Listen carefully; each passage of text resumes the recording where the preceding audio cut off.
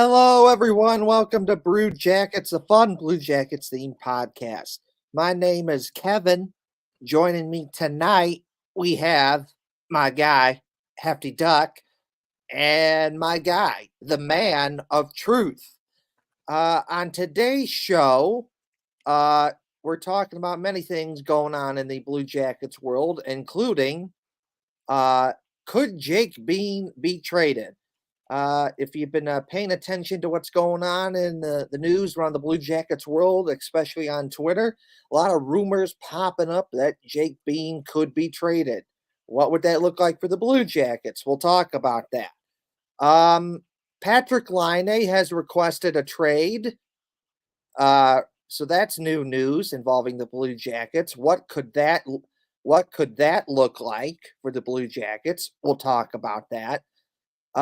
Who could the Blue Jackets pick with their number 4 pick in the 2024 NHL Draft? There's a couple signs that hint to what the Blue Jackets may or may not do. We're continuing our series of some of our favorite goals that the Blue Jackets have scored for this past season. Adam Fantilli and Alex Nylander are in Italy and so much more. So, welcome to the show, everyone.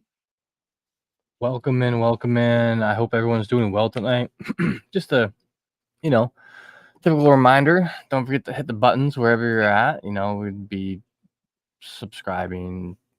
Go check out our YouTube. Actually, so tonight, we're not able to broadcast on Facebook because apparently, take that off, dude. It's in my face. There we go. So we're not able to broadcast to Facebook right now because we need 100 followers on Facebook, and I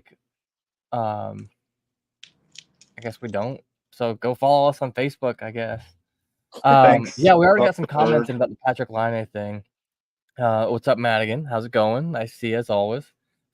She said I spent $30 on a Patrick Laine shirt last season. Yeah. I almost got every jersey I've had except for my Merzlikins jersey has been traded. I almost got a Laine one last year because I thought, no way. Yeah. So some people I'm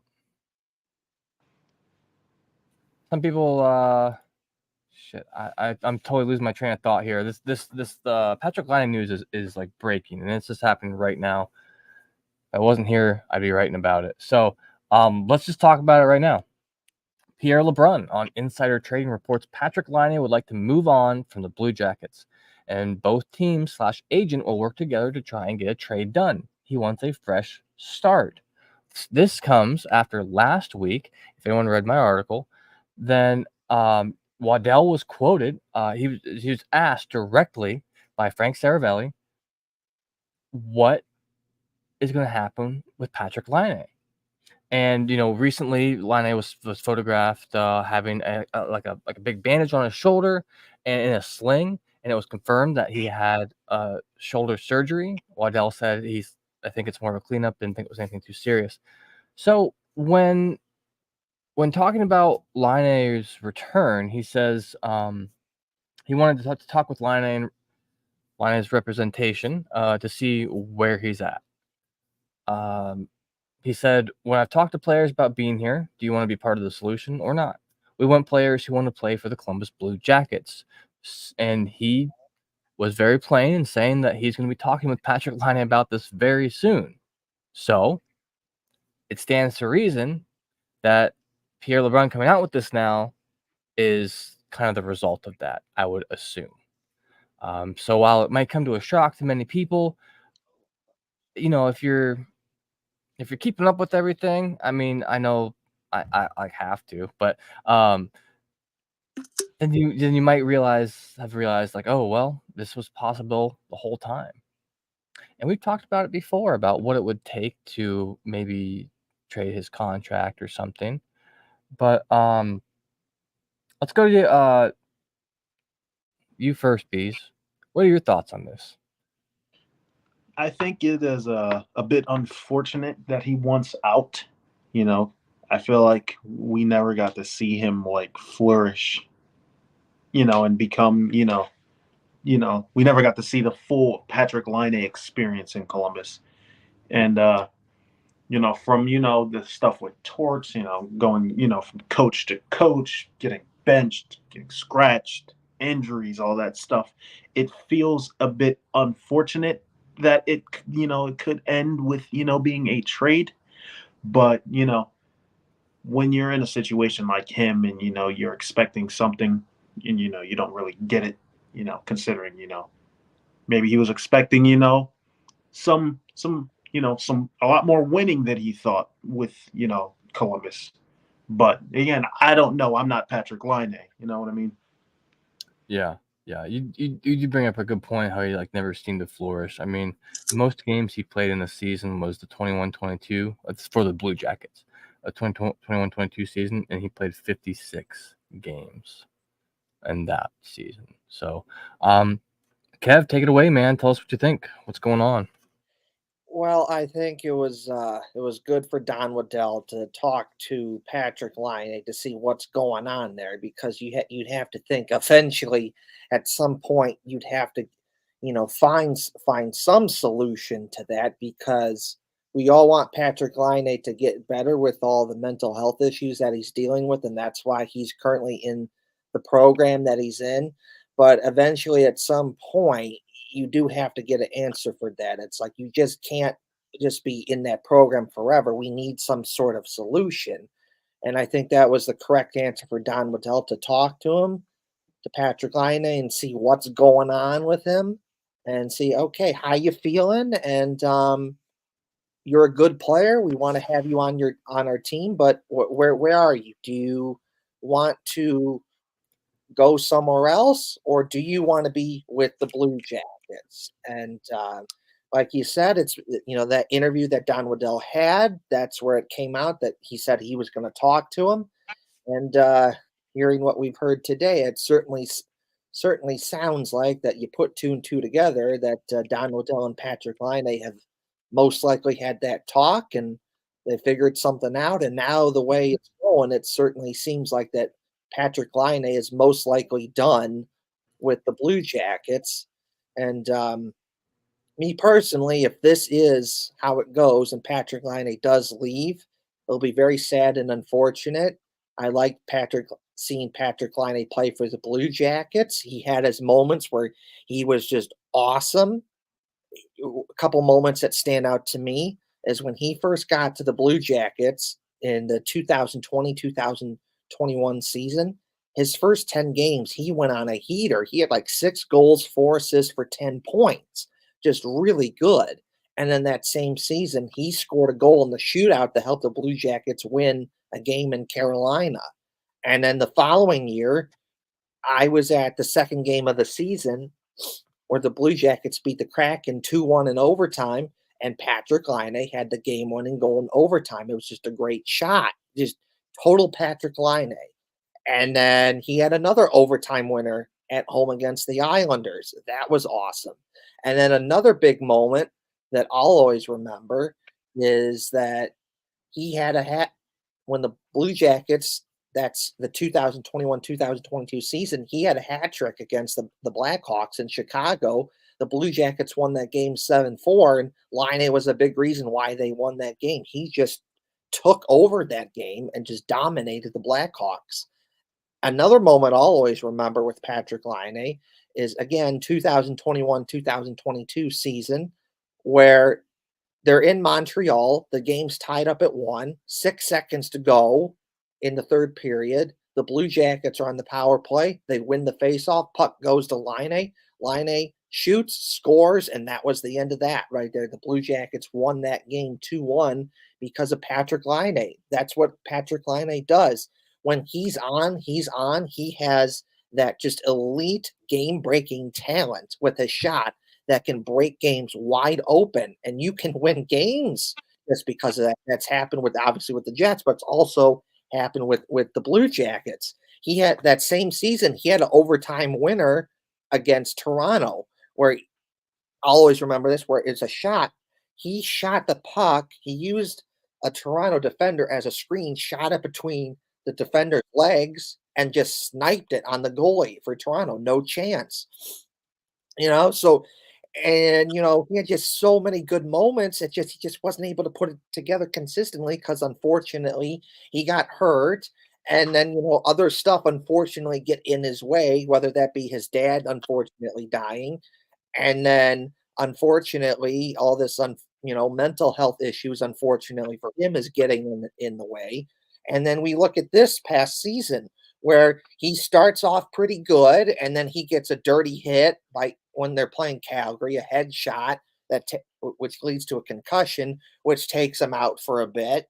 And then he comes, and it was only one game, but then he comes back against Toronto and he looks awesome in that game, especially on a line with Kent Johnson. And we showed that goal last week on the show where Kent Johnson just makes an awesome play behind the net, passes it back, no look pass backhand to Line, and with Line with his awesome shot just snipes it in there. The goalie had no chance. And that game was just awesome. It just looked perfect. Like, okay, looks like we got something here. And then he gets a shoulder injury that game. And then that was the end of that. The Blue Jackets never saw him for the rest of the season. And if this is truly it for Patrik Laine, I don't like it how it ended that way. I would have preferred that it ended on a better note, but it is what it is at this point. So Yeah. if this is truly your last game, Patrik Laine, as your last season as a Blue Jackets player, Patrik Laine, thank you for everything. I enjoyed watching you play, and best of luck to you. Yeah. No, you said it really well there. I mean, it's as a player, I highly respect him. He's obviously talented, so that was obvious why the Blue Jackets were interested in trading for him. So I want to revisit that trade real quick. So the Blue Jackets, Pierre-Luc Dubois, had requested a trade out of Columbus, and Jarmo Kekalainen, the GM at the time, was able to finagle a deal where the Blue Jackets were able to pick up 2 centers for Pierre-Luc Dubois, and they picked up Patrik Laine and Jack Roslovic. And one might think maybe Laine would have been enough for a deal like that. I'm not really sure. But then also Roslovic, hometown guy, so great pickup. And I've got to say, we were talking a little bit about this before the show, and the contracts that both these players signed, personally, so I like Laine. From what I know of him as a person, I've liked his social media, everything. He seems like a pretty honest, straightforward kind of guy. I like it when he's playing well. He is great, but he's missed so many games that affects his value as a player. And when we were comparing the contracts, I think that the Blue Jackets got everything they could have wanted out of Jack Roslovic. And I think that they got about maybe like 2/3 or 3/4 of what they wanted out of Laine. And then speaking about Pierre-Luc Dubois, he went on to Winnipeg, and he actually played a lot of games for them. He played 81 games one season, 73 in the next. He played 82 games last year for the Kings, and which he sucked. He only got like 16 goals, but he's like a fourth liner by the time the playoffs roll around. And looking at Laine, he stayed on that top line. Granted, the Blue Jackets haven't really been doing well, so it's not the biggest feat in the world to be on the top line. But, I mean, he performed.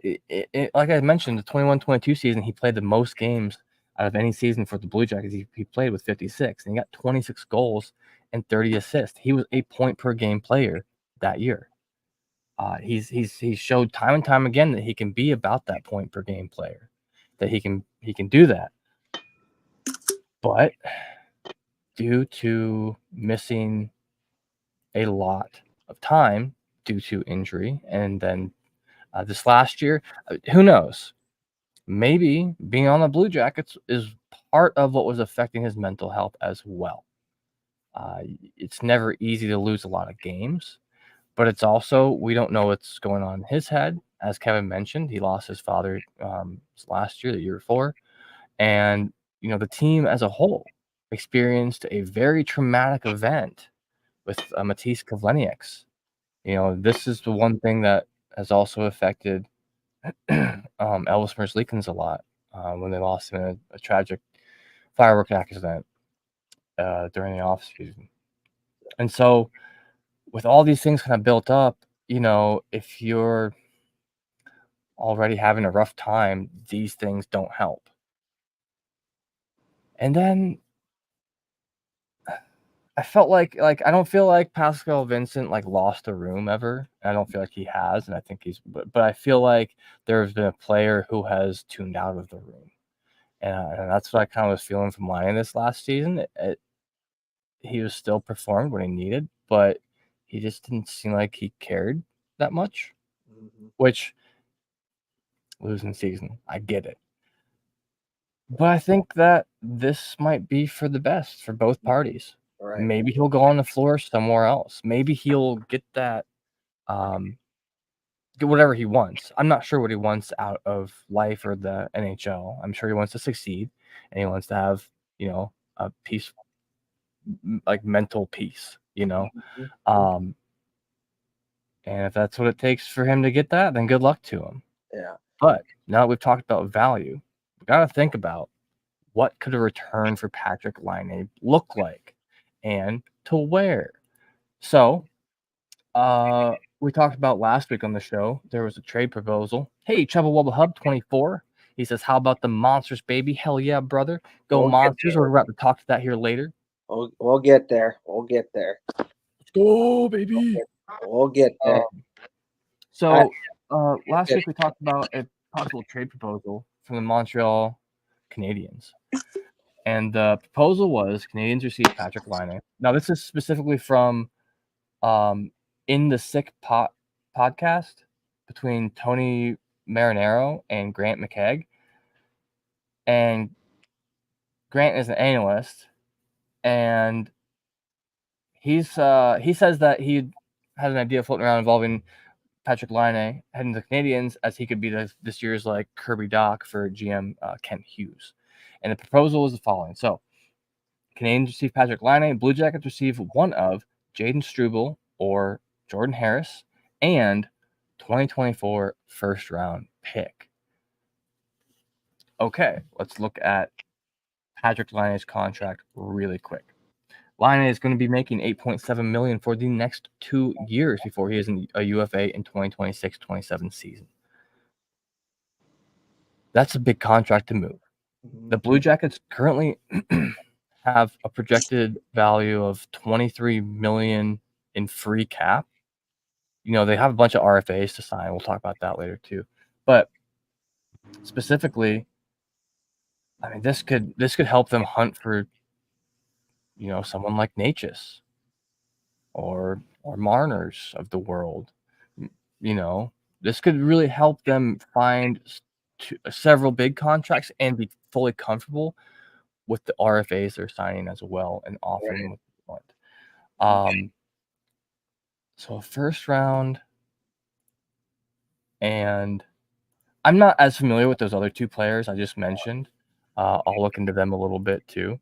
But what do you think of that? An $8.7 million contract next 2 years for a first round draft pick. I mean, even just for a first round draft pick, in my opinion, it's big bucks. Laine hasn't proved he can stay healthy long enough for that value to be 8.7. I feel it's more like maybe like a 6-ish, 6.5. Yeah. I'll just say this before. Another thing I do like about Patrik Laine is that during the 2022-2023 season, it was in March, towards the end of the season, and Laine, well, I'll back it up. He was talking to Brad Larson and Pascal Vincent the entire season, trying to get, because he wanted to play center. It's been known that he's wanted to play center for years. And Patrik Laine saw, hey, the Blue Jackets are kind of struggling at center here. I want to help the team out. And he talked to Brad Larson and Pascal Vincent. And eventually they got to the point to where they let Patrick Laine do it. It was a small sample size, 2 games, but in those 2 games, he had 4 assists for 4 points. He looked good, and which is why they let him continue the whole center thing, which in moments this past season, it looked good, some not. But the thing I really like about that, it shows what kind of a team player, what kind of a guy that Patrick Laine is, that he would go out of his way to play a position that, generally speaking, is not his position, but he felt that he could do it to try and help the team out, and I just like that. In terms of the potential, deal, I just look at that $8.7 million contract, and I think, okay, so once this season is over, the flat cap is gone. That's no longer a thing because right now, for years now, teams have had to worry about the flat cap because coronavirus and a whole bunch of other shenanigans happens that it just made it harder to make money. So you have less money to go around. So you can't afford to do some of the moves that you would normally do under normal circumstances. So every team has been trying to, do their best to play around with that, do the mental gymnastics, see how you can try get around that within the rules and see all that other fun stuff. But once once the season is gone, it goes away, and that is going to make it easier. The cap is going to go up. That's going to be easier to move it. Still going to be a little bit hard though, because teams are going to look at that and go, "Ooh, 8.7 million. That's kind of half a season's worth of games for half a season worth of game. Ooh, that's kind of expensive." And it's not to say that teams won't take that contract.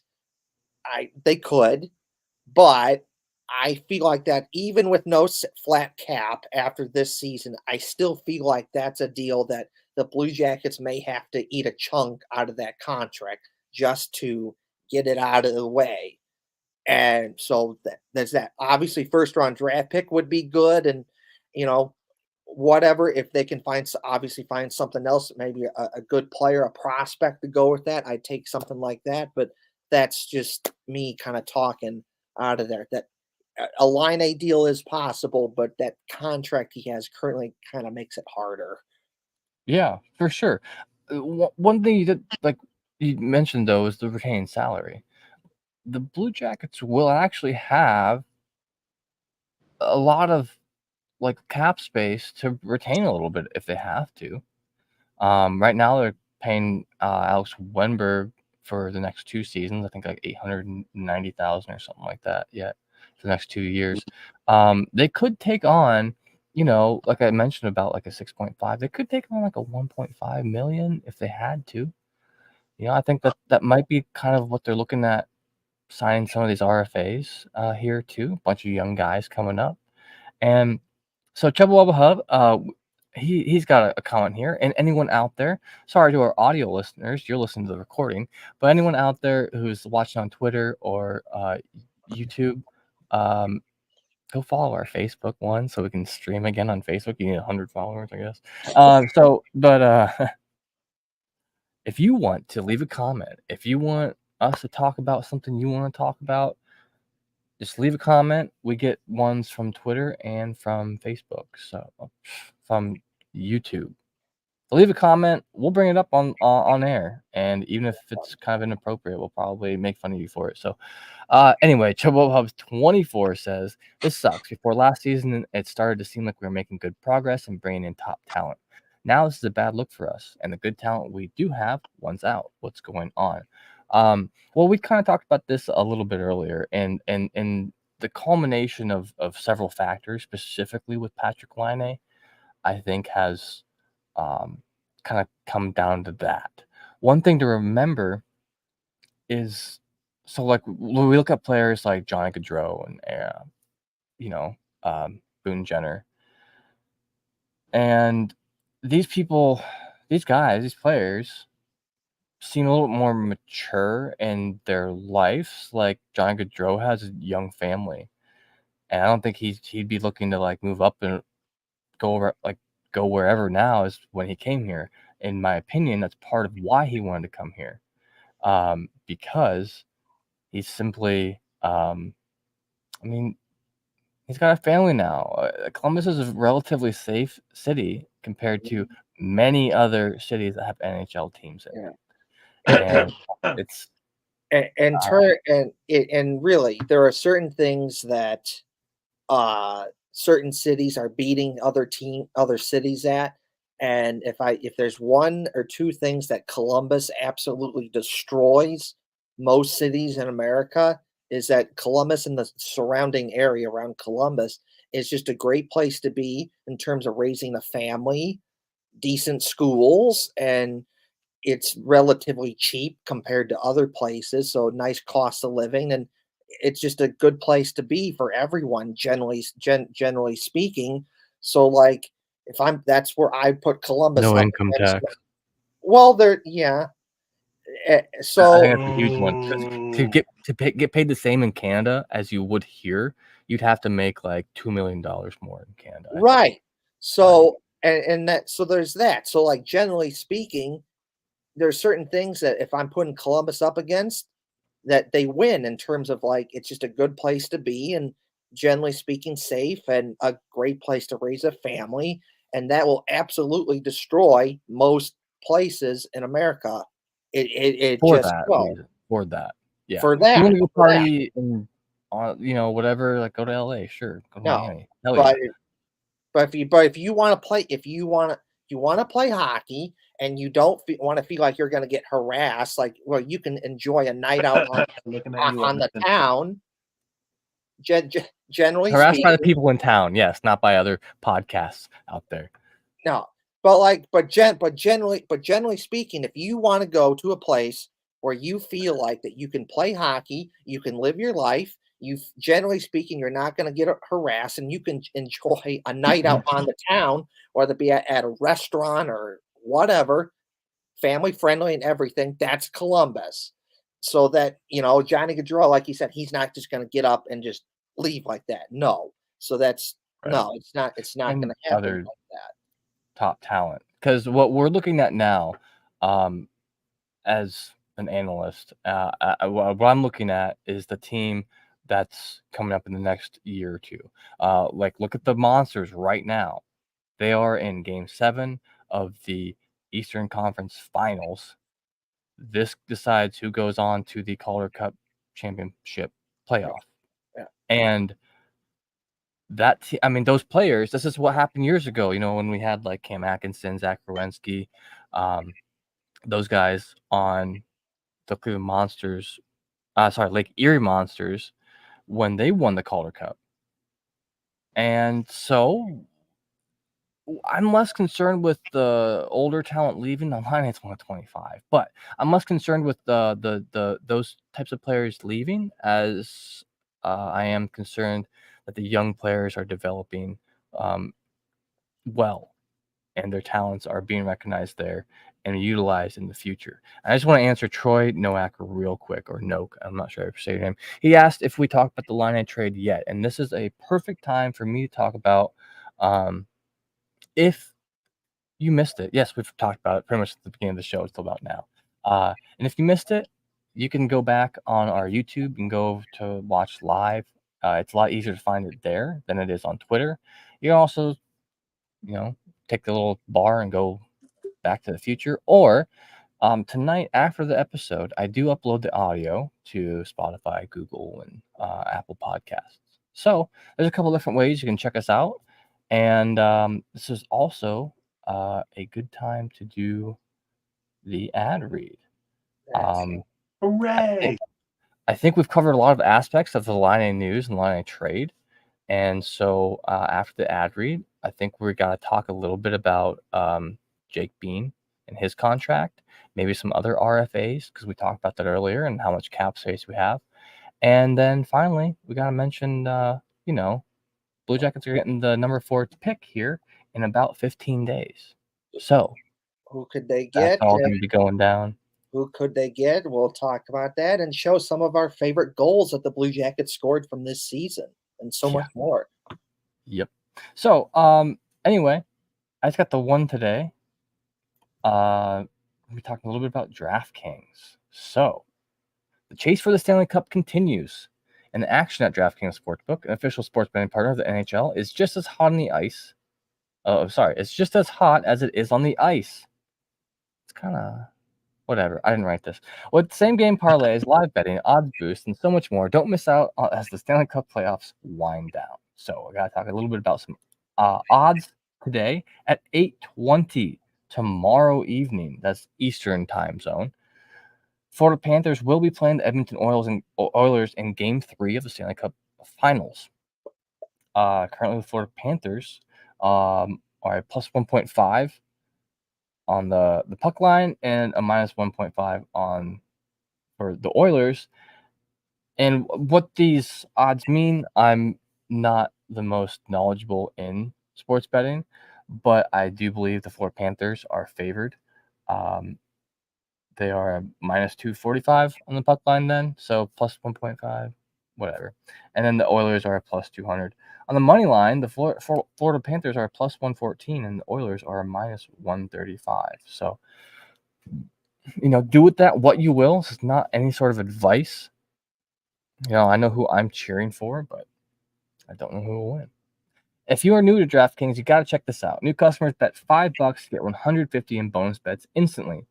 Download the DraftKings Sportsbook app now and use code THPN. That's code THPN for new customers. Get 150 in bonus bets when you bet just $5. Only on DraftKings. The crown is yours. Gambling problem? Call 1-800-GAMBLER, or in West Virginia, visit www.1800gambler.net. In New York, call 877-8-HOPE-NY or text HOPE-NY 467-369. In Connecticut, help is available for problem gambling. Call 888-789-7777 or visit ccpg.org. Please play responsibly. On behalf of Blue Hill Casino Resort in Kansas, 21 plus, age varies by jurisdiction, void in Ontario. Bonus bets expire 168 hours after issuance. See dkng.co/ice for eligibility and deposit restrictions, term and responsible gaming resources. Copyright NHL 2024, all rights reserved. And yes, as we always do on the show, from an Ohio sports perspective, right now you could be betting on the Reds, the Guardians. The Ohio Cup, baby. That's right.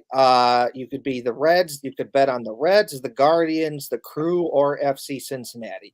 Other than that, there's really not a lot going on in terms of betting in the Ohio sports world. Me and Kev are at odds with the dueling C's right now. Yeah.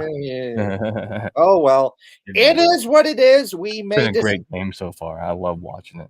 Hefty Duck, it is what it is. We may disagree on baseball teams, but what is more important that we agree on who our favorite hockey team is, which is the Blue Jackets.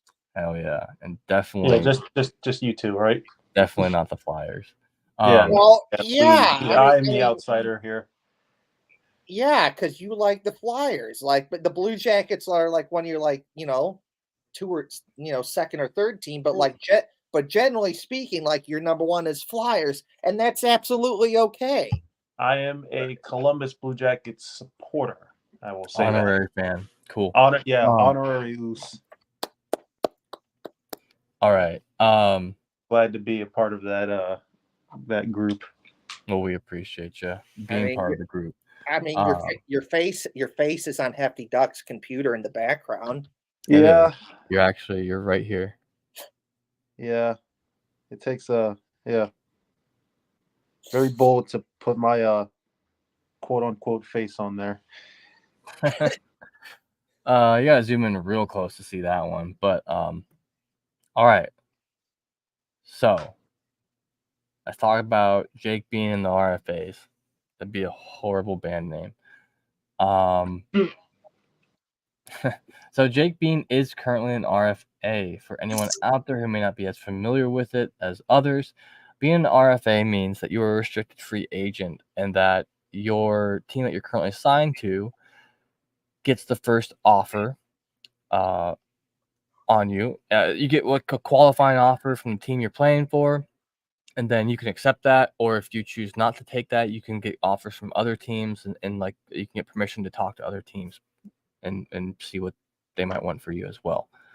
So Jake Bean is currently one of the 1, 2, 3, 4, 5, 6 7. kind of 7 RFAs. I'll explain why I say kind of. Real quick. Get back to a comment real quick from Chebawaba. He says, yeah, it feels like we're back in 2016-17. We can start making the playoffs again in a year or two. I know. And it sucks that we keep saying that. It really does but this next group of players, I mean, it's hard not to be positive about them. Like, look what they're doing. They're doing great on their own. And in the future, like, yes, having Line around as like a leader on the ice and to help maybe mentor some of the younger players would be great and amazing to see. It's not 100% necessary for the direction the Blue Jackets are going. So, and I think Line realizes that himself too. And another important thing to point out here for context, why Chubba in his comment says it feels like 2016, 2017 is that during the 2015-2016 season, unfortunately, the Blue Jackets didn't have a very good season that year, but they had a top 10 pick, which was Pierre-Luc Dubois. And then which is also the year that Patrick Laine got? It's also the same season that the Monsters won the Calder Cup, and a lot of guys on that team, like a Lucas Sedlak, a Zach Werenski, a Jonas Korpisalo, Josh Anderson, and Marcus Hannakainen, for Owen's sake. Marcus Hannakainen and Oliver Bjorkstrand, and a whole bunch of other guys helped the team, go on a run there to where they eventually built themselves up to 4 straight trips to the playoffs, 2 playoff series wins against Tampa Bay and Toronto, 16 games wins in a row, 108-point season, stuff like that. So, and of course, after the 2015-2016 season, next season, 2016-2017 season comes along, and the Blue Jackets have a 108-point season, make the playoffs, 51 wins, 16 wins in a row, and that's what started the stretch of 4 straight trips to the playoffs, including knocking out Tampa Bay and Toronto and a whole bunch of other good stuff. So, like, what Chubba is saying there with his comment, he's not wrong when he says that it feels like it could be 2016, 2017, because now you fast forward to now, the Blue Jackets don't have the greatest season. They have another top 10 pick, whoever that may be, and the Monsters are in the playoffs, fighting for potentially to get another shot at a Calder Cup right now in a Game 7. We'll see how that goes and stuff. So Chubba is not wrong when he says that. Just throwing that one out there. Yeah. And, so like I said, we were talking about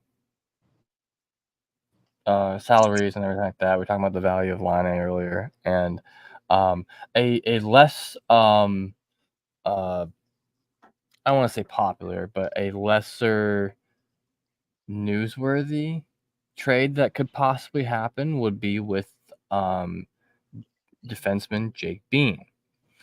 Jake Bean's an interesting one. He has performed well in the past few years. I don't have his stats up right now. All I have is actually his contracts.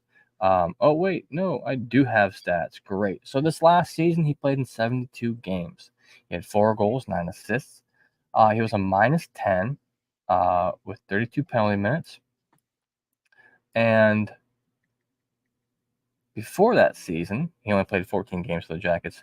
3 seasons ago, 21-22, he played 67 games. And in those 67 games, he had 7 goals, 18 assists, and -5. So before then, he was at Carolina Hurricanes. And he played 42 games for the Carolina Hurricanes in 2020/21. And then he was also on the Charlotte Checkers. I don't know why it's hard for me to say, but it is. And yeah, so I think he was originally drafted by the Carolina Hurricanes in the 2018-19 draft, or around there. And so he's got 1, 2, 3, 4, 5 years experience in the NHL. Several of those years. Well, so what happened this season 2022-23, he was out with shoulder injury for almost the entire season. So, some people didn't quite see his value at that point because they didn't see him play. And so his current cap hit. So he signed a contract with Jarmo Kekalainen for 3 years, and the value of it was $7 million. So in those 3 years, his cap hit was 2.3 repeating million. So even though he got paid like 1.9 the first year, 2.2 the second year, and then this last year 2.9, the average of that is what the cap hit was at 2.3333333 million. And so that's actually a fairly decent sized contract. He's a kind of a younger guy, and let me see if I can bring up some stats just like real quick. I told you his names and his games and everything like that. His career. He was drafted in the first round, 13th overall, 2016 NHL Entry Draft.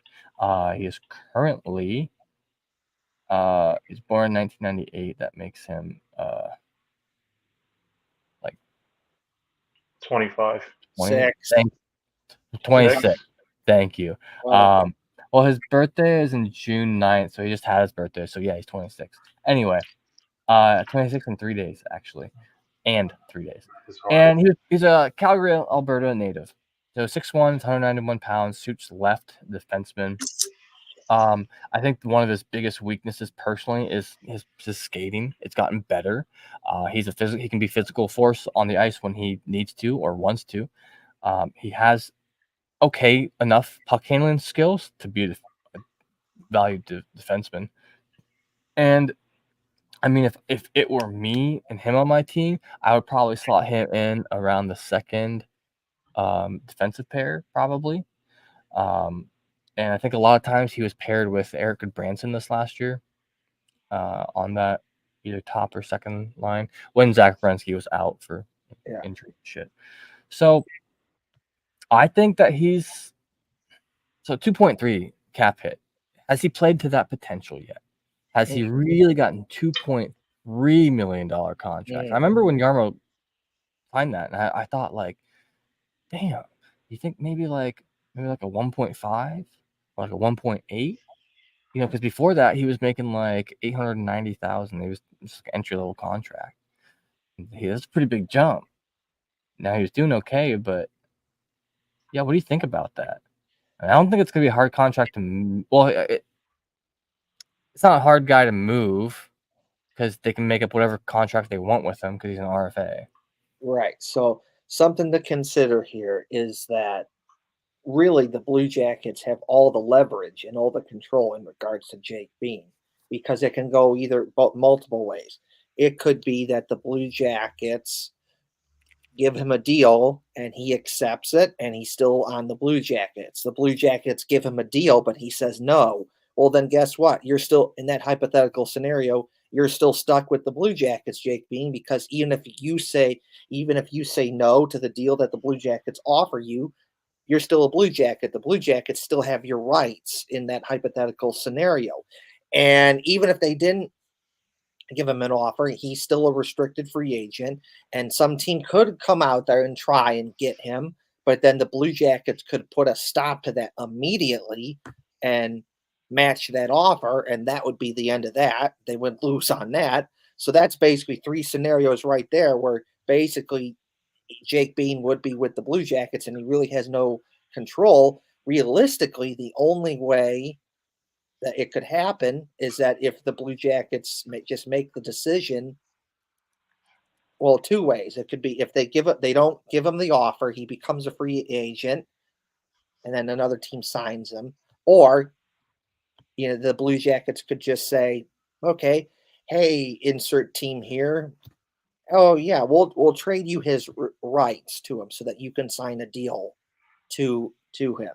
But realistically though, Jake Bean he really doesn't have a lot of leverage.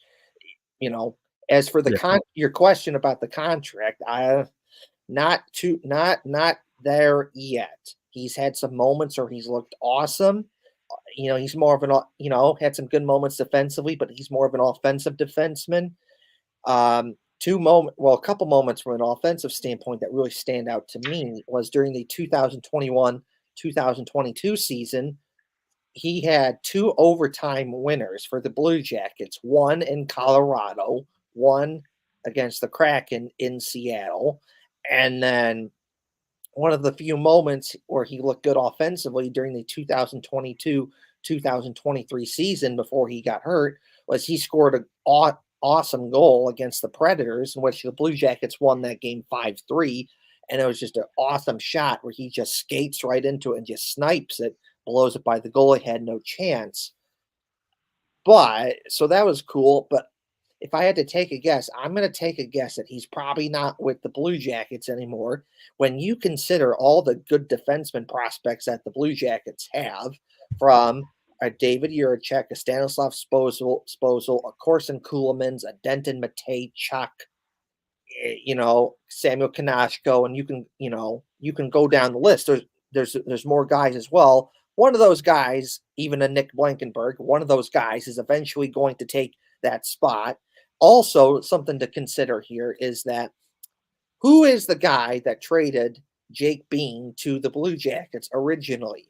Don Waddell, when he was the Carolina Hurricanes GM. Oh shit, yeah. Don Waddell, when he was the GM for the Carolina Hurricanes, he is the one that traded Jake Bean to the Blue Jackets for a second-round draft pick.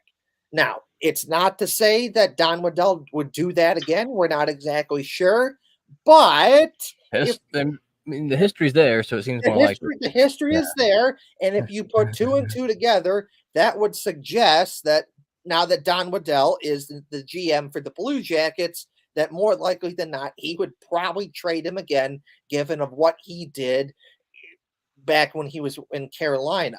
Jake Bean did help the Charlotte Checkers, the minor league team of the Hurricanes, win a Calder Cup. So there's that as well. But if he was on the Blue Jackets, I'd be okay with that. But if you read the tea leaves and you put two and two together, he's probably not on the Blue Jackets anymore, given the fact that Don Waddell traded him back when he was with Carolina, and now Don Waddell is the GM for the Blue Jackets now. So generally speaking, if I had to take a guess, he's probably not with the Blue Jackets anymore. And I don't think the return for this is going to be huge either. I mean, future considerations, cash, some stuff like I don't think there's going to be a massive return for Jake Bean, but we could possibly see. You remember how Laine came to us, the Blue Jackets, not necessarily me, us. Yeah. He came with Jack Grozovic, who ended up, I think doing really well here, who ended up flourishing in New York then too in the playoffs. He did great in my opinion. So could we see, Laine go somewhere with Jake Bean and the Blue Jackets get in return something kind of bigger, something, on either a star or like a really great draft pick? It could be possible. It could help sweeten the deal, especially with Laine's huge contract. But fortunately, we are kind of running a little bit low on time, so we've got to move on here from this a little bit. Let's talk a little bit about the who could the Blue Jackets pick with their number 4 pick. The NHL entry draft 2024 is going to be here on, I think, June 28th and 29th. It's coming up quick. And we have to look at a few. And we've already talked about a few before. But as, the combine has been going on and all this other stuff's been going on, a few prospects have really stuck out above the rest, and specifically for the number 4 position. It's no question that Macklin Celebrini will go first, unless there's some sort of weird. Remember when the Canadians didn't choose Shane Wright? Yeah. Unless there's something weird like that happens, I doubt it. He's probably going to go first. As for second, it's looking like Artyom Levshinov is very favored to go second. And then from here on out is where we start getting a little bit of arguments. Some think that Caden Limstrom, he's a center for the Medicine Hat Tigers this last year in the WHL. He has been doing great, especially if he were able to. He's like a big dude too. I don't have his stats right in front of me, but I do remember he's like a big guy.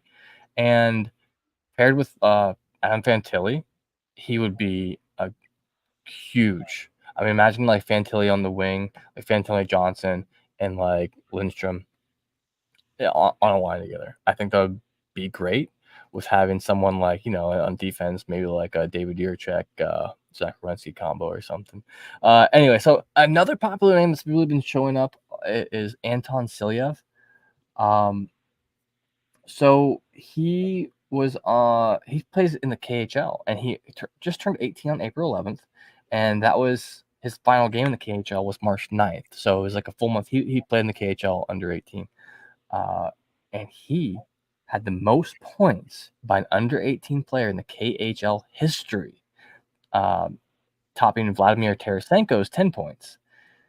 And that speaks volumes to me as an NHL ready player. He won't like that's the kind of guy who's not going to shy away from playing rough and tough with these other guys who are older, who might have some more muscle mass just by age alone even. And You said 10 points? He got he had 11 points, 3 goals, 8 assists, 74 block shots. Tarasenko had 7 goals, 3 assists. So, yeah, he had 11 are points. they not scoring over there? Or? Well, and that's like the biggest. I mean, it's under 18 player, so really he probably didn't get quite as much playing time. And also, there's just bigger dudes than him everywhere, and but getting any points at all was impressive because I don't even want to talk about some people who didn't score many points on the team we watch. So, and that was in 38 games. Silyev was 63 games, but whatever. Anyway, so those are two big ones, and then there's always Ivan Demidov, 18-year-old, dominated Russia's junior league, and he'll possibly play in the KHL next year. He's under contract with SK St. Petersburg through the 2024-25 season. So you'll have to wait a little bit, and I don't know that the Blue Jackets want to do that. I believe at this point, now I'm just making this up out of thin air. I have absolutely no idea. But if I were in that position, what I would want to do is have everybody who's under the umbrella, who's in-house, together.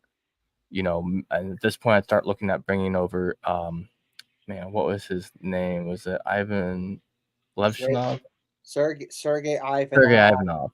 Yeah, goaltender from over in Russia, CBJ prospect. And I'd start bringing everyone here to get them under a system because the Blue Jackets haven't had a concrete coach for an extended period of time since John Tortorella. And even at that point, we switched to Brad Larson real quick. And then I believe players had worked with Mike Babcock already in the summer before he got fired. So there was already a system starting there. And then all of a sudden, wham, they changed it again with Pascal Vincent. So this is another reason why, just for continuity's sake, having Pascal Vincent around for one more season could feasibly help the development of these younger players. Right. Which he used to be the player development coach in Winnipeg. Anyway, so all that being said, those are my 3 candidates. And personally, I would love to see Caden Lindstrom first. Then I think I'd have Silyev. And then, I don't know that I would go for Demidov at all if I were the Blue Jackets. Just not me. But what do you guys think? Is there anyone else that sticks out to you guys? Or any one of those 3 that you like a lot more?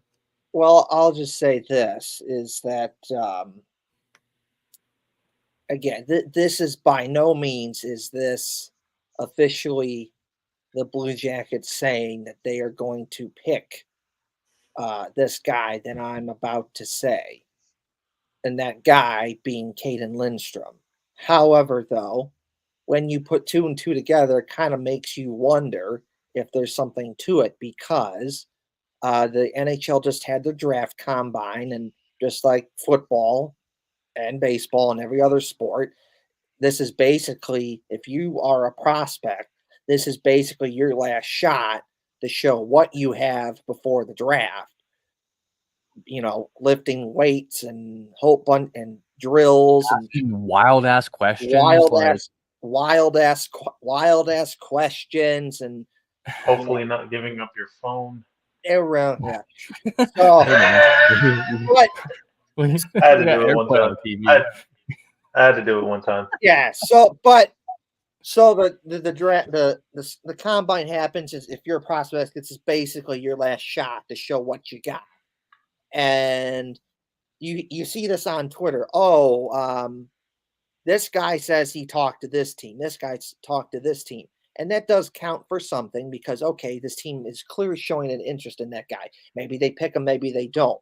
But then when they not only talk to that guy and then they take that same guy they talked to out to dinner and talk to him some more, that kind of makes you wonder if something's there. And in this case, Caden Lindstrom was one of those guys that the Blue Jackets did, where not only did they talk to him at the combine, they also took him out to dinner to talk to him more. So you kind of wonder where they went to dinner.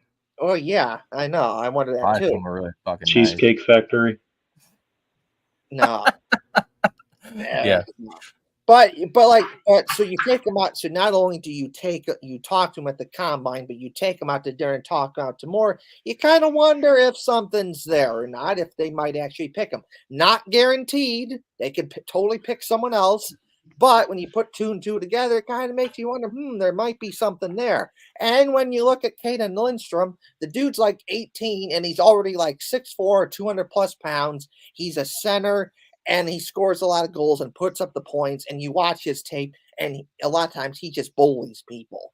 And you look at that and you go, oh my God, that looks really cool. I would love to have that on my team. And in the event you were able to get him, you could imagine down the road where you have your center depth as the following. You would have an Adam Fantilli, you would have a Boone Jenner, you'd have a Sean Corrali, you would have a Cole Sillinger, a Caden Lindstrom. That looks pretty damn good to me. If in my opinion, could be a good replacement for Laine. Yeah, right. So you put all those together, that looks like a pretty good center depth to me. And when I see that looks pretty good to me. I'd be okay with getting Caden Lindstrom. I have also seen Sam Dickinson's name pop up in regards to the Blue Jackets, and maybe that could be a guy that they could pick. The Russian defenseman, Silyov, that's another guy I've seen that's connected to the Blue Jackets. And then some people say, well, maybe Denidov is there. Maybe this guy is there. It really just depends on how it goes and who's there. And we'll just see how it goes from there. Because not having Yarmo anymore, this is the one thing. It's unpredictable. Right.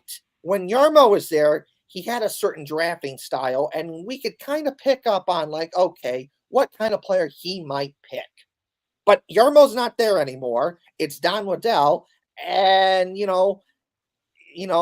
don't know. I mean, like, he's drafted with Carolina and everything, but maybe he continues that style with Carolina that he did with the Blue Jackets, or maybe he changes it up. And it's also, to be fair to Don Waddell, he just got this job in May, and the draft is in June, so he really doesn't have a lot of time to prepare for this draft. A lot of the stuff, he's probably just going to listen to the scouts and what they have to say, and he'll probably just go from there. Maybe he'll make his own decisions, but more likely than not, he's probably just going to go based off of what the scouts say, because he's not worked with the Blue Jackets. In my opinion, it's going to be better suited to judge Don Waddell in terms of drafting next year when he has a full year to work with the Blue Jackets, a full year with the scouts. We'll have a better understanding of who he is and so much more. But another guy that the Blue Jackets took out to dinner, I didn't see his first name, but his last name is Seneke, and he's 6'3", and he's currently 189 pounds. And you figured that he's not done growing yet, so he's probably going to be at least 6'4", 6'5", and probably 200 plus pounds. And he's in a similar skill set that Caden Lindstrom is. Just a big dude that can score and put up the points. So that's another name to consider, that maybe the Blue Jackets pick him, because like Caden Lindstrom, they also took him out to dinner. So that's just something to consider. You just don't really know. Yeah. Well, Man, I wish we had more GMs that listen to our scouts. Looking at you, Hextall. Yarmo was seen with scouting for the Blue Jackets still. I mean, this is something that we talked about on a past podcast about it being, the possibility he still does some work for the Blue Jackets or whatever. So, as of February 18th, 2024, the Carolina Hurricanes, where Waddell just came from, were ranked 13 in NHL's prospect pool rankings for 2024, which, when you think about it, the Hurricanes have made it the playoffs and have not had probably higher than like a 15th pick in a long time. And so to be ranked number 13th, which is like in the top third, kind of almost, ish. I think that's pretty impressive. I think Waddell has done a great job. I mean, literally since he went to the Hurricanes, I mean they made the playoffs every year from there, and I don't think that I'm going to be disappointed after this draft. That's what I think. I'm really excited to watch Waddell work. He's a proven guy and recently proven. It's not like, oh well, yeah, he won a championship back in 2010, 2004. Like that's great, and you know what it takes to get there. But the game has changed a bit since then. So yeah. Anyway, Beezer, do you have anything else? Any other things that any other players that you'd like to talk about as far as like draft prospects or anything goes? I'm looking at Cole Easterman a lot. I've been looking at him, and I'm also being very hopeful that Iginla drops to us. But that's about it. I really don't pay attention to the draft as much. Well, I haven't been paying attention to the draft as much as I have in the past. But it's those two that really caught my eye. No, I totally get that. Eisman's quality pick. It's kind of unfortunate that Adam Yurichek's ranked so low because that would be funny to get him and David Yurichek on same time. But Any relation or? Yeah, they're brothers. Adam's Yeah. David's younger brother, I believe. They're both. Look, make a Sedin, do something, go make your new Sedin twins, the Yurichek twins. Yeah, right. So, we are getting very, very close to the end here. Kevin's got a few clips that he wants to show, but first we'll start off with Beezer. Is there anything else that you want to talk about today real quick? Or do some shout outs? I mean, whatever. Not really. Actually, nah, never mind. What about the FHL, the man of truth? Well, you know what? Yes, you know what? That's such a great point. The FHL is obviously, we're working on getting our all-star, tournament together. That's coming soon. Ooh. We got I'm actually working on the all-star jerseys right now. Actually, this whole time I've been working on them. Cool. So that is pretty good. We're doing a little bit of a historical look with that. But if there's anything I want to shout out, obviously myself, Young Beezer, on Twitter or X, whatever you call it nowadays. And, X gonna give it to you. X gonna give me a headache with all these updates. Yeah, well, at least no one can see you liking those uwu e-girls that you like. So, hey, whoa. wait. Like I said, no one can see you like them anymore. It's cool. Yeah, totally. But me, yeah, totally right.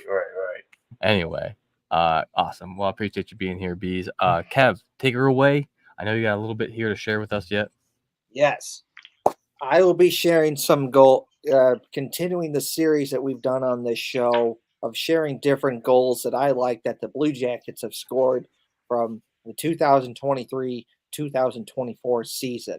And the first goal that I want to share today is a goal that Zach Werenski scored against the Carolina Hurricanes, in which the Blue Jackets won that game 6-3.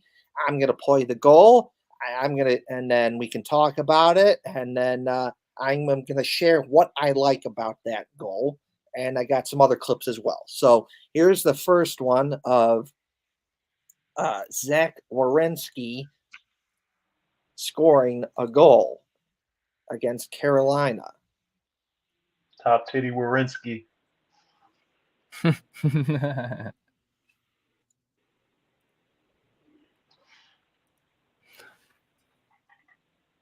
All right, so for our audio listeners there, I'll describe it kind of loosely, and then we'll get more detailed with it here. So Zach Werenski gets the puck on the right-hand side, just up by the right dot on the offensive zone, and it looked like he did a little give-and-go pass. Is that what happened there? Yep. I need to see this in slow motion. So Zach gets it, passes it to Marchenko, bounces off the goalkeeper, and Werenski is right there to just slam her home on that rebound. It's very nice. I've seen that happen against the Blue Jackets a lot. Those rebounds, man. Gotta control that shit.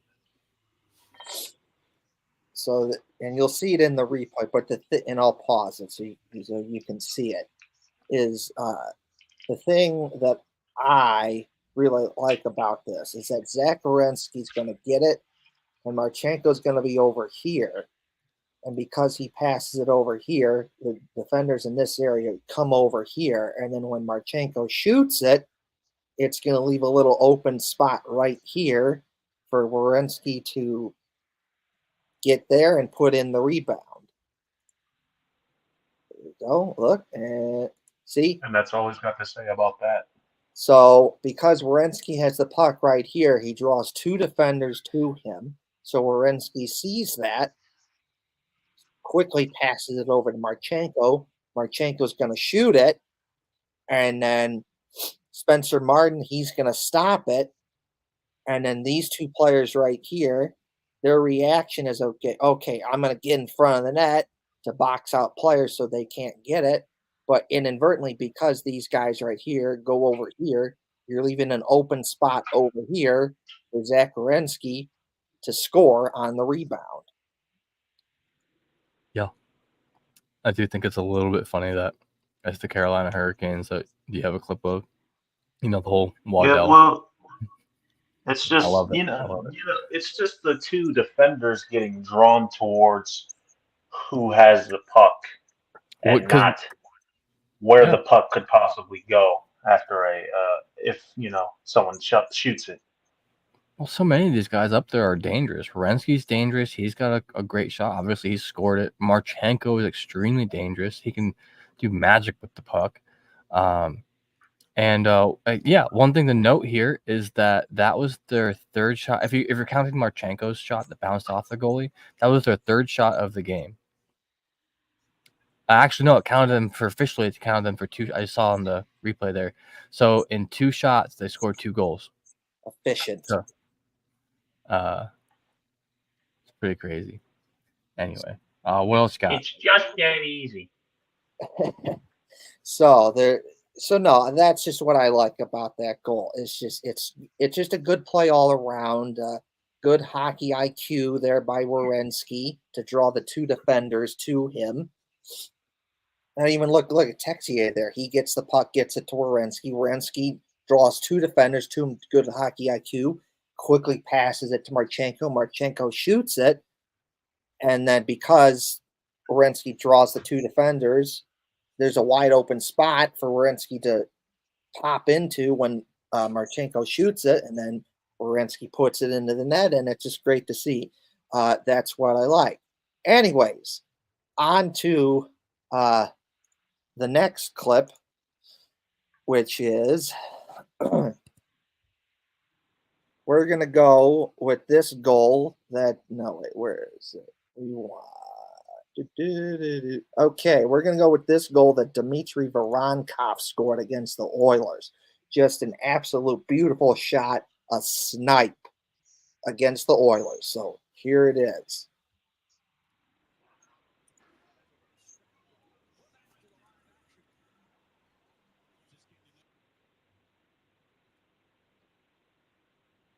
Dude. Voronkov, such a beast, man. Crazy that a dude with like that kind of strength and build is that quick. And like that, man, I can't wait to see him a lot more. We didn't get quite a chance to talk about all the RFAs, but we'll cover that next week. The line of news was just so big we had to keep talking about it. So yeah, nice little snipe. So I'll describe this real loosely, real quick. So it looked like the Oilers were attempting a cross ice forward pass to get out of their defensive zone, and before it's able to cross the blue line, Voronkov with his long arms reaches across and stops the pass from going on, catches it neatly, and just snipes it home. It was really quick and very like what a quality look. You know, he's a scary dude with what he can do on like to you, but he's a scary dude on the ice because what he can do with the puck. So you're going to see it right here. Johnny Gaudreau is going to be the one that helps sets up this goal because the Oilers are going to try and make a pass to get it out of the zone, but Johnny Gaudreau is going to be the one that picks off the puck and then gets it to Dmitry Voronkov, who eventually scores with a snipe, an absolutely beautiful shot.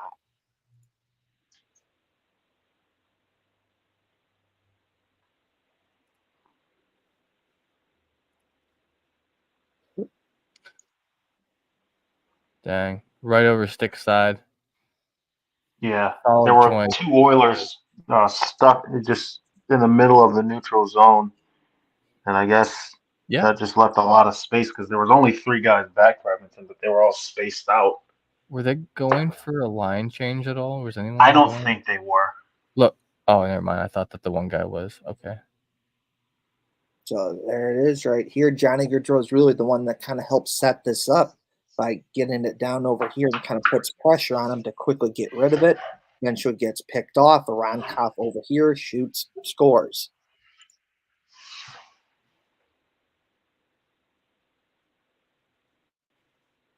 Oh, Yeah, they were. I don't think they were expecting that pass to get picked off. No, and it picked it off kind of behind him blindly. He just like knew what was going to happen. I think that Voronkov's hockey IQ was a little underrated, and I think maybe in part because of the language barrier. You know, it's hard to communicate what's going on, but his hockey IQ is great. So there's nothing Google Translate can't fix. Yeah, no doubt, right? Yeah, right. I mean, look at Chinakhov, man. He does really well in interviews and everything now, and so does Tarasov and all these Duolingo. So I have one more goal for one more goal for today, and then that will be it until next week. And this goal also involves Dmitry Voronkov. The Blue Jackets are playing the New York Rangers, and Kirill Marchenko helped set this up by just an absolute beautiful cross-ice pass, and Voronkov scores quickly and shoots it into the net. So here's the goal right here.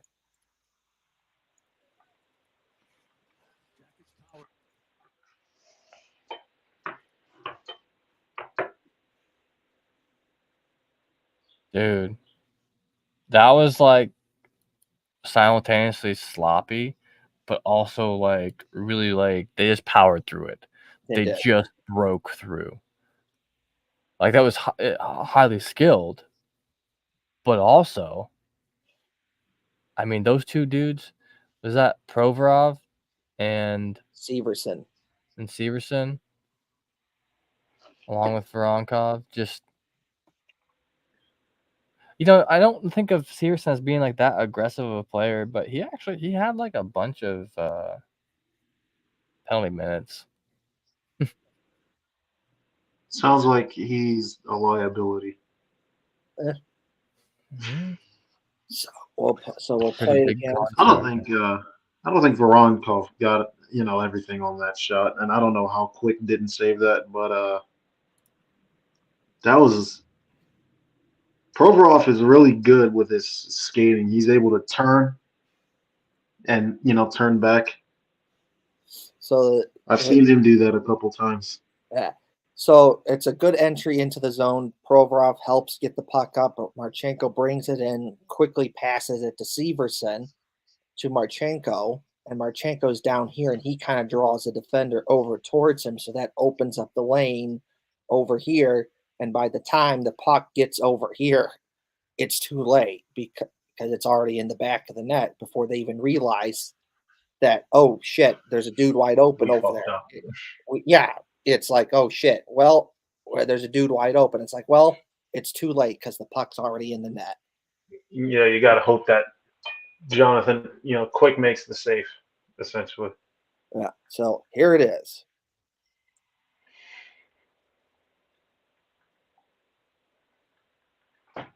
So smooth. I mean, they busted through it to get into the offensive zone, and then it was just so smooth. Yeah, I think that's why he's laughing, honestly, is because he didn't get, like... he knows that wasn't the greatest shot on... Yeah, but it could have had, like, a changeup in baseball, like, you're expecting, like, a heavy, hard shot, especially from someone like him. So if it comes slower, you've already moved to the position where you thought it was going to go. Like, you see, it looked like Quick got in front. Like, he was there before the puck got there. Like, he was already moved. Like, if Voronkov would have shot that as hard as he normally does, Quick might have probably saved. Yeah, because, like, he was in the correct position and everything. But change up, that's crazy. So maybe it's a good thing he didn't get all of that. Yeah. So, yeah, Kev, you got anything else you want to shout out or? No. Okay, so I don't have it with me, but I don't have it with me, but I'll have it for the show next week. I saw a screenshot on Instagram. Someone photoshopped Ellie Dela Cruz into a Blue Jackets jersey, and it looks really cool. And I have it saved on my phone. I just wasn't able to get it up on time for the show, but it'll be there next week. So It makes me want to do a Jose Ramirez one now. I might have to. Oh, I'm like, ooh, that's cool. So that's cool. So I'll have that up next week because I thought that was interesting, and there's that. So anyway, the game started right now. It's the bottom of the first inning. No one scored. So there's that. Anyways, like I always do on the show, it's a picture of my brother's dog Cooper. Coop. So there you go. It's a picture of my brother's dog Cooper. Anyways, so like I did earlier on in the show. Here it is again. Go like, share, and subscribe to the YouTube channel. That greatly helps our show and the YouTube channel. We greatly appreciate your support. So please go like, share, and subscribe to the YouTube channel. Especially since Facebook decided to stop streaming for pages that have under 100 followers. Like, we got like over 1,000 on Twitter, and we appreciate almost all of you here from Twitter. Yeah. But if you could find us on Facebook, that'd be great. We don't do much there, but we do like to stream. Yeah. Thanks, Zuckerberg. Yeah, thanks, Zuck. So, Zuckerberg. So, go like, share, and subscribe to our YouTube channel. That greatly appreciated. It would help out. So, yeah. So there's that. Another inside joke, if you're on Owen's Discord or the FHL, is Oreo cow. Moo. Oh, yeah. All hail the Oreo cow. All hail the Oreo cow. I don't know if you guys are, and if you guys check out the FHL, You're going to see Kevin talk about that a lot during Kevin's Corner, Yeah. which is his intermission report. Do you think it produces? Never mind. No, that's a boy. it That's does a boy not. cow. Yeah, I was about to say, I learned that the hard way. It does not. Just on to the next. Okay, so Oreo cow. So there's that. Oh yeah. Okay, happy birthday to that. I got you. Well, you should. The Blue Jackets are getting an outdoor game, and I'm so excited! The Blue Jackets are getting an outdoor game. This is awesome. Everyone get hyped. Everyone get excited. This is just outstanding. I love it. I'm going to be there, and I strongly encourage everyone to get down there and go see the Blue Jackets play their outdoor hockey game at the Shoe in March 2025. If someone can get me tickets there, I would greatly appreciate it. That's right. Help out the man of truth. Anyways, when the news came out that the Blue Jackets are getting an outdoor game, the Blue Jackets posted this awesome video, and I'm going to keep posting it to get everyone excited and hyped. The Blue Jackets are getting an outdoor game. Yeah! Woo! I love how it clipped you out when you yelled it loud. I was about to say those audio levels, man. I love it. Yeah, dude. Love it.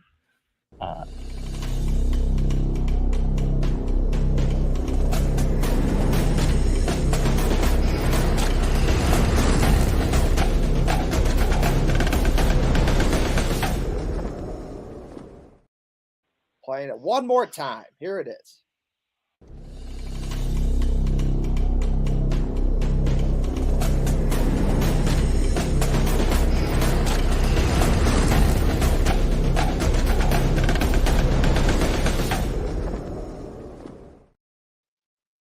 Damn. So yeah, the Blue Jackets are getting an outdoor game.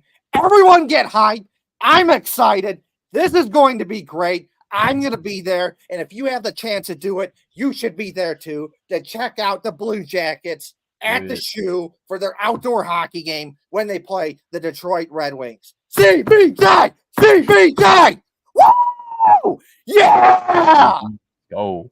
Anyways, and then one last thing for me is, go check out, Union Blue Soldiers, a fun Blue Jackets themed group that I run. We do a lot of fun stuff, and we have a lot of fun stuff planned. Like, for example, our next march that we do every year for the Blue Jackets home opener. We're doing another one this upcoming October. You should check it out. Here's a little video from one of our marches just to get you hyped and excited.